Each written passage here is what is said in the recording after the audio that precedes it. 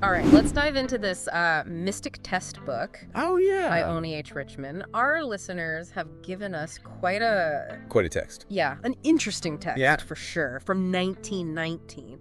And Yeah. it's Early 1900s. chock full of mystical symbolism, Mhm. ties to astrology, and it even claims to unlock the secrets of the universe All all through a deck of cards. into a deck of playing cards. I mean, Yeah. I mean, it's quite a unique blend of different Yeah. esoteric traditions. yeah, for sure. What I thought was really interesting is how he presents this book as like this super ancient thing, claiming it predates any written language Right. and that it originated in Atlantis. Yeah. Atlantis, that legendary island civilization, swallowed by the sea. I mean, Right. talk about lost knowledge, right? Yeah. You know, when you think of Atlantis, you think of all that advanced knowledge, that spiritual power that's, Right, right. It's often associated with like these occult traditions. right, exactly, Oh. exactly.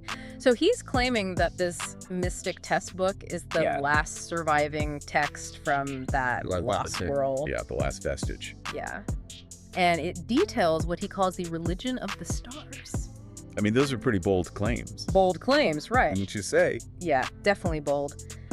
And he doesn't even stop there. Mm-hmm. Like, there are all these, he mentions all these restrictions Right. on who could even access this knowledge. Like it's some kind of secret society. and like a secret society, right? Yeah. Why all the secrecy? Yeah, that's a common thread in a lot of these different esoteric traditions. The idea that this knowledge is just too powerful, Uh-huh. too dangerous for the uninitiated. It Yeah. has to be, carefully guarded and revealed only to those who are Prepared or worthy or something. worthy. Okay, I'm getting like major Da Vinci Code vibes here. Uh-huh. Secret societies, Yeah. ancient wisdom, Hidden meanings. hidden meaning. It's all there. It's all there. Okay, but let's get to the heart of it. Okay. How do playing cards fit into all of this? Well, Richmond believed that playing cards are not just for games, right? Uh-huh.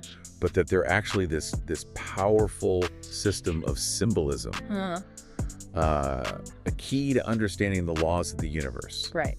And he claims that each suit, each number, and each court card holds a specific meaning Okay. that's tied to this ancient wisdom, Okay. and also the influence of planets. Hold on. Planets. So we've got Yeah. playing cards, Atlantis, and planets all in one book. Oh, yeah. This is getting more and more intriguing. Yeah, and he goes on to lay out this system Okay. where the cards are spread in specific patterns, Mhm. this process that he calls Okay. quadrating. Quadrating. And then their positions are interpreted Okay. under the influence of different planets. So imagine this, right? Okay. You're looking at a spread of cards, and the Queen of Hearts is sitting right beneath.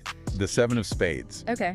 How would that combination Right. influence Yeah. your interpretation? Yeah, so each card has its own energy, Uh-huh. but its placement in the spread, influenced by the planets, Right. adds like Adds another a layer of meaning. Exactly.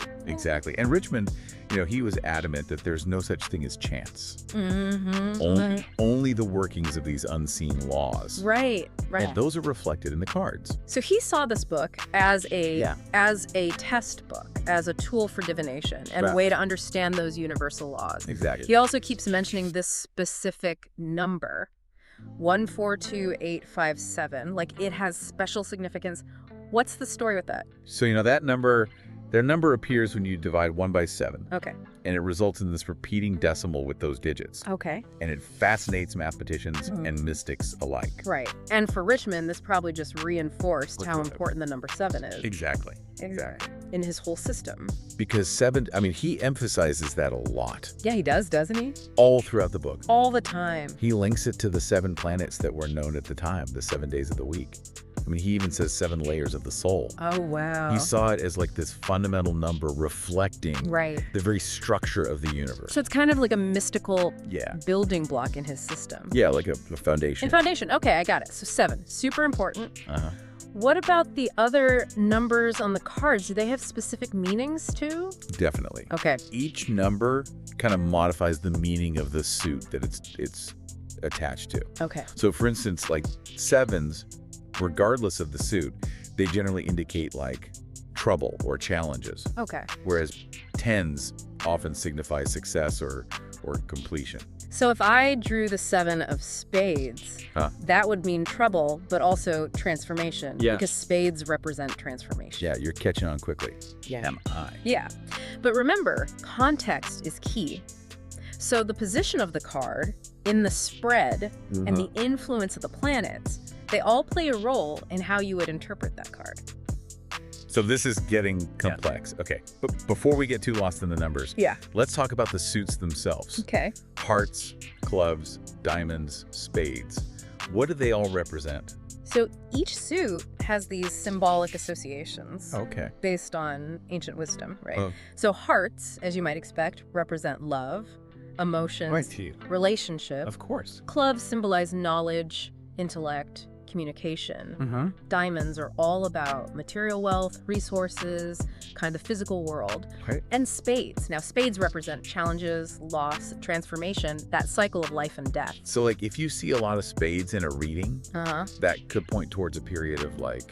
Yeah, significant change. Yeah, significant change or upheaval. Yeah, it could, but again, it all depends on how the cards relate to each other. Right. And the overall context. Right, the context. Okay, that makes sense. But there's one card I'm super curious about, and it's the Joker. Oh, the Joker. It's usually just like, you know... Right, a wild card. A wild card, whatever. But in this context, does it have...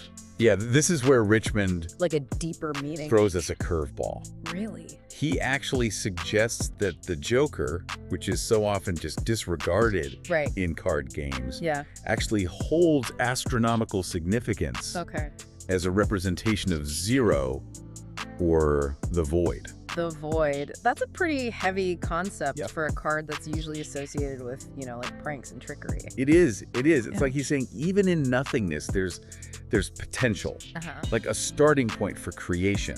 Okay. And it's this kind of thinking that I find so fascinating about the book. It's really challenging us to look beyond the obvious, to consider the hidden meanings in everything. Absolutely. But is there actually any, you know, historical evidence to back up these claims about playing cards in Atlantis and all of that? Well, the Atlantis connection is obviously highly speculative. Right. However, there is evidence that playing cards have been used for divination and mystical practices in various cultures for centuries. I mean, think about the tarot, for example. Right. It has its roots in medieval Italy. Right. So Richmond may be tapping into a much older tradition, but adding his own unique twist. Yeah, his own spin on it. So he's taking these existing traditions and then adding in these ideas about planetary influences, astral numbers, all that. Exactly. And speaking of astral numbers, you know, Richmond believed that everything in the universe has a corresponding number, representing its essence. So let's see, your birth date corresponds to the astral number 7. That could suggest a strong connection to spiritual matters. Or an inclination toward introspection, you know, seeking deeper knowledge. And he believed these numbers along with what he calls the solar year. Solar year. What is that? So basically, it's about aligning the interpretation of the cards with the Earth's journey around the sun.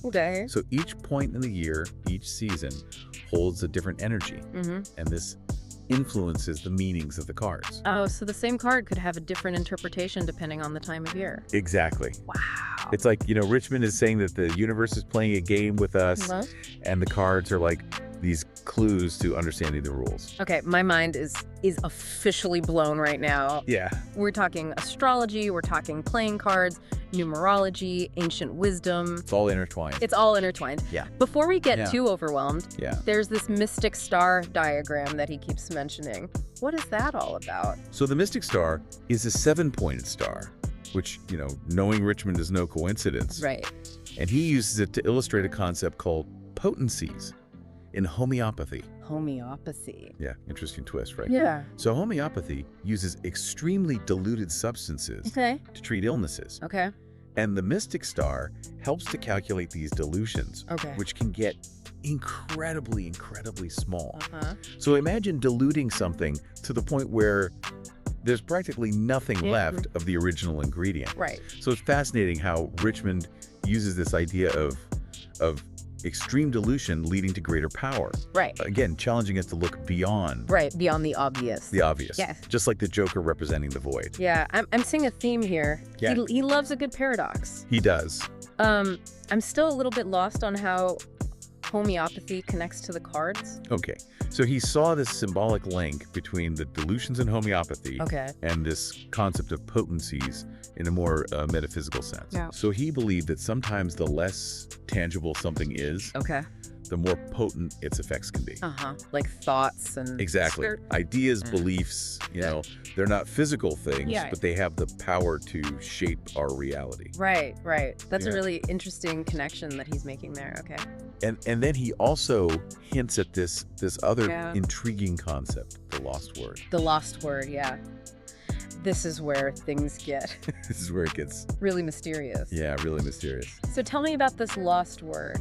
So it's this concept found in many different occult traditions. And it represents like a key to unlocking hidden knowledge or spiritual enlightenment. Okay. Some people believe it's a secret name of God. Okay. Some believe it's a vibration. Some believe it's a hidden code. But it's this idea that there's this thing, this key that unlocks the secrets of the universe. Okay, so is he saying that this lost word is hidden within his system?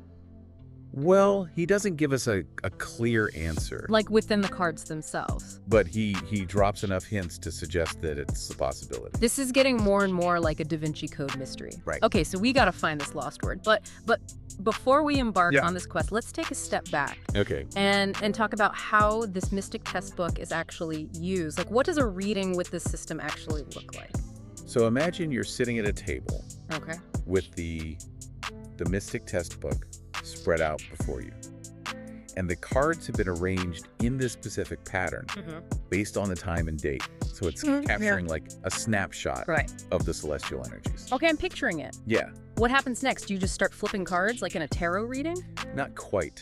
There's this specific process called quadrating the deck. Okay. Which is much more structured than simply drawing random cards. Okay. It involves shuffling and dividing the cards into piles according to the planets.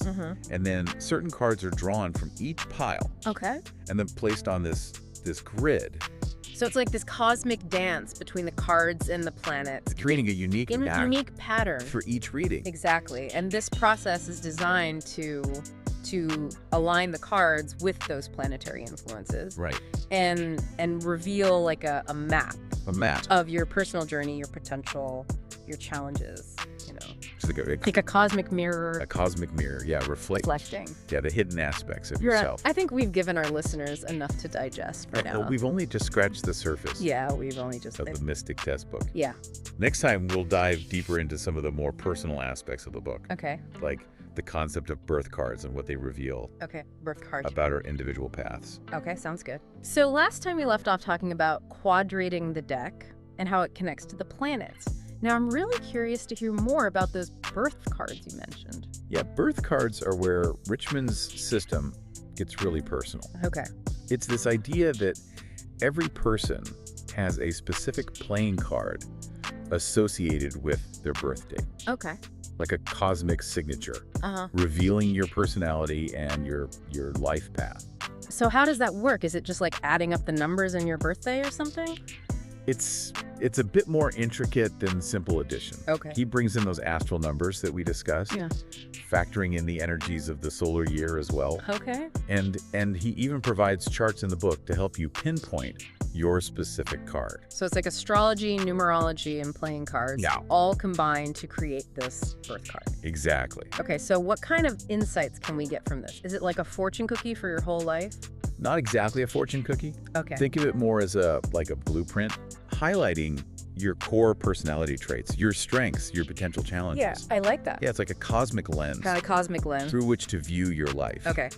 So like, for example, if my birth card was the Queen of Hearts, what might that reveal about me? So the Queen of Hearts is associated with love, compassion, emotional intelligence. Okay.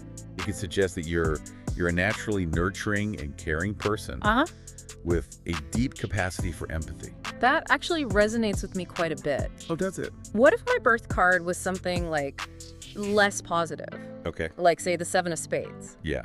Well, remember, no card is inherently good or bad. Right. It's all about interpretation and the interplay of energies. Right. The 7 of spades, while it is associated with challenges and loss, also represents transformation and resilience. So even a card like the 7 of spades can have a positive spin. Okay. Absolutely. Yeah. It could suggest that you are someone who has faced significant obstacles in life, but has emerged stronger and wiser as a result. Okay. It might indicate a path of growth through adversity. Yeah, that's a really empowering way to look at it. It's not about avoiding the challenges, but learning and growing from them. Exactly. And that's one of the things I find so fascinating about this Mystic Test book. It really encourages us to look beyond the surface and find the hidden meaning and the potential within every symbol, even the seemingly challenging ones. This birth card concept has me thinking, since Richmond ties the cards to the planets, and he talks about the solar year, does he also connect them to astrology and the zodiac? He does, yeah. Richmond links each zodiac sign to specific planetary rulerships and characteristics. Okay. So, for example, Aries, the first sign of the zodiac, is ruled by Mars, the planet of action and energy. So if I'm an Aries, that would influence the interpretation of my birth card. Exactly. How those planetary energies affect me. Okay, so it's another layer of depth. Another layer of depth, exactly. Personalization. Yeah, the zodiac signs really add this nuance and complexity to the readings. Speaking of complexity, there's one more symbol from the book I wanted to ask about. Okay. Richmond mentions the significance of the cross formation in the cards. Yeah, the cross, it's such a powerful archetype. Right. Found across so many cultures and spiritual traditions. Richmond connects it to both the Christian cross. Okay. And also like a broader symbol of challenges and transformation. So finding a cross formation in a card spread that could indicate like a period of difficulty or a need for spiritual growth. Yeah, it could. Yeah. It's a reminder that life is full of trials, and that we often learn and evolve the most by overcoming obstacles. It seems like this Mystic Test book is less about predicting the future and more about providing tools for self-discovery and understanding life's patterns, recognizing the potential for growth and transformation, even in the face of challenges. I think you're hitting the nail on the head. Okay. It's about recognizing that there's an order and a meaning beneath the seemingly random events of life. Yeah. And we can use these symbols, these cards, as a way to tap into that order and find our own personal truths. That's a really powerful message. It is. It's like we hold the keys to our own cosmic destiny. In a sense, yes. Yeah. But those keys are often hidden in plain sight, right? Right. Disguised as everyday objects. Like playing cards. Like playing cards, exactly. Which makes me wonder, what other hidden meanings are we missing in the world around us? That's a great question. This book is really opening up my mind to the possibilities. Yeah, it makes me think of a section where Richmond he goes beyond playing cards. Okay. And he introduces this idea of tarotology. Tarotology, is that the study of tarot cards? Yes, essentially. Okay. We've touched on how tarot and Richmond's system share some similarities. Right. But he takes it even further, suggesting that the principles of tarot can be applied to understanding any system of symbols. So it's like he's saying the whole world is a tarot deck. Yeah. Full of these hidden meanings waiting to be deciphered. Yeah, it's a pretty expansive concept. It is. And he provides, examples of how this tarotology can be applied to fields like homeopathy. Oh, wow. Astrology, even mathematics. Okay. Now my mind is truly blown. Astrology, numerology, playing cards, and now tarotology. It's amazing how he ties all these different ideas together. But before we spiral down the rabbit hole, of tarotology. Yeah. Let's bring it back to the Mystic Test book itself. Okay. Yeah. We've covered so much. Yeah. But I'm still curious about how his system actually works in practice. Yeah. What does he say about reading the cards? Well, he goes into great detail about the specific techniques used for reading the cards. You know, he explains how to quadrate the deck, how to interpret the positions of the cards under different planetary influences. Even how to incorporate numerology into the readings. So it's a pretty comprehensive system. Yeah, it sounds like it could be. Moving parts. Yeah, a lot of moving parts. It can be. And he emphasizes that mastering the system takes time, study, and intuition. Right. It's not something. Yeah, you can't just pick it up overnight. Right. You can't just read a few pages and be a master of cosmic secrets. Exactly. But I'm wondering about the practicality of all this. Does he give any like real world examples of how these readings can be applied? Yeah, he provides numerous examples of card spreads and their interpretations. Covered a wide range of life situations, you know, love, relationships, finances, health, even spiritual growth. So it's not just a theoretical exercise. No. He's actually showing you how to use the cards to gain insights into real life questions. Real life questions, yeah. And concerns. And he emphasizes that the readings should always be approached with discernment and common sense. He's not advocating blind faith or superstition. So it's not about like, you know, abdicating responsibility for our choices or letting the cards dictate our lives. Right. It's about finding that balance between, you know, intuition and logic. Right. Between the cosmic and the mundane. Yeah. Yeah. It's about using the cards as a tool for self-discovery. Self-discovery, reflection, and guidance. Guidance? Yeah. Tapping into a deeper understanding of ourselves and the forces. And the forces at play. At play in the universe, and then using that to make more informed choices. Exactly. It's about empowering ourselves with knowledge. Not becoming dependent on it. Right. Yeah. I think you said that. Richmond believed that true power comes from within. Yeah. And the cards are simply a tool to help us unlock that power. Yeah.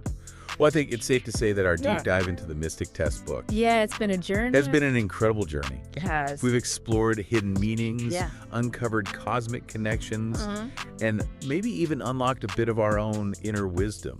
I think so, yeah. Along the way. It's been a real pleasure delving into this fascinating text with you. And if this deep dive has sparked your curiosity, I encourage you to explore the Mystic Test book for yourself. Who knows what hidden truths, what you might find, and cosmic insights you might uncover. Maybe you'll even discover your own birth card and unlock a deeper understanding of your own unique path. Until next time, keep seeking, keep questioning, and keep exploring those mysteries that lie hidden all around us. We've explored so many layers of Richmond's system, like everything from the symbolism of the suits and numbers to the influence of planets and the solar year. Yeah, we've definitely journeyed deep into the mystical side of things. We have, haven't we? But I think it's important to remember that Richmond didn't intend for this book to be just purely theoretical. Right. Like, he really believed it could offer practical guidance for navigating life's challenges and making informed choices. Yeah, he really emphasized that this book was a tool for self-discovery and understanding. You know? It's about recognizing that there's an order and meaning behind everything that happens, even if it seems random at first glance. Right. Like, he saw those random events as reflections of deeper laws at work. Laws that we can understand through the cards. So, which brings us back to the birth cards. Yeah. They seem like a perfect example of how this kind of cosmic knowledge can be personalized and used for self-reflection. Right. Exactly. Your birth card acts as this kind of blueprint. Yeah. Highlighting your strength, weaknesses, and your overall life purpose. Do you have any more examples of how specific birth cards might be interpreted? I'm really curious to see how this works. Sure. So let's consider the Ace of Clubs. This card is often associated with new beginnings, creativity, and intellectual power. So someone with the Ace of Clubs as their birth card might be a natural innovator. A creative thinker, driven by this thirst for knowledge. Yeah, so they might excel in fields that require, mental agility, strong communication skills, the ability to generate new ideas. New ideas. Yeah, they might be drawn to writing, teaching, maybe even inventing new technologies. Or, anything that really uses their mind. Yeah, exactly. Right. What about someone with a birth card, like the King of Diamonds? Okay, the King of Diamonds. So that often represents, material success, ambition, and leadership. So this person might be like a natural entrepreneur or someone who thrives in positions of authority. Yeah, someone who's driven to build something tangible and impactful. Yeah. Okay, I get it. So they might have a strong drive to achieve their goals. A knack for managing finances and resources. They could be drawn to business, finance, leadership roles where they can create those tangible results. Tangible results, yeah. Okay. Yeah. This is so fascinating. It really shows how each card can tell like a story, Right. A unique narrative. Right, that unfolds. Yeah, that unfolds. Throughout a person's life. Throughout their life, yeah. But I'm also wondering about the more challenging cards, like the Seven of Spades. What kind of insights might that birth card offer? So remember, even the seemingly difficult cards can offer really valuable insights. Okay. The Seven of Spades, as we talked about earlier, can represent, transformation and resilience. Right. So it might suggest that someone with this birth card will face, more obstacles than others, but will also have this remarkable ability to overcome adversity and emerge stronger. So it's not about avoiding the hardship, right, but facing it head on and using those experiences as opportunities for growth. Exactly.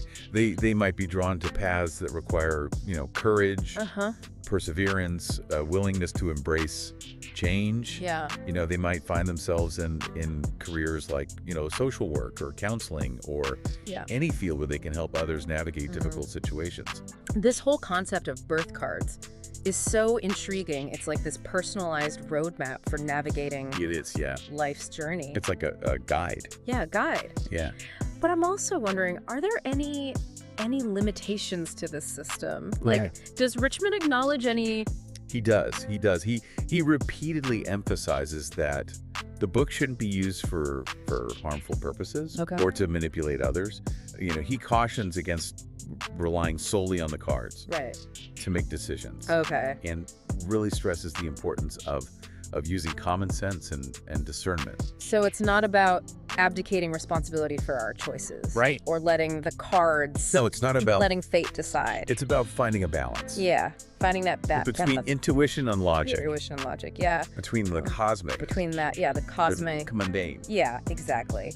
It's about using the cards as a tool for self-discovery, reflection, and guidance. It's about tapping into a deeper understanding of ourselves and the forces at play in the universe. Okay. And then using that understanding to make those more informed choices. It's about empowering ourselves with knowledge. Exactly. Not becoming dependent on it. Yeah.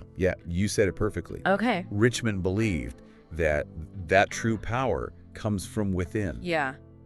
The cards are simply a tool. Right, cool. To help us unlock that power. Okay. Well, I think it's safe to say our deep dive into the Mystic Test book has been an incredible journey. It's been quite a journey. We've explored hidden meanings. Lots of twists and turns. Uncovered cosmic connections. And maybe even unlocked a bit of our own inner wisdom. Inner wisdom along the way. Yeah. It's been a true pleasure delving into this fascinating text with you. Likewise. And if this deep dive has sparked your curiosity, I encourage you to explore the Mystic Test book. Yeah, check it out. Yourself. See what you find. Who knows what hidden truths and cosmic insights you might uncover. Maybe you'll discover your own birth card. Maybe you will. Maybe you'll discover your birth card and unlock a deeper understanding of your own unique path. That's right. Until next time, keep seeking, keep questioning, and keep exploring all those mysteries. Those mysteries. That are hidden all around us. All around us.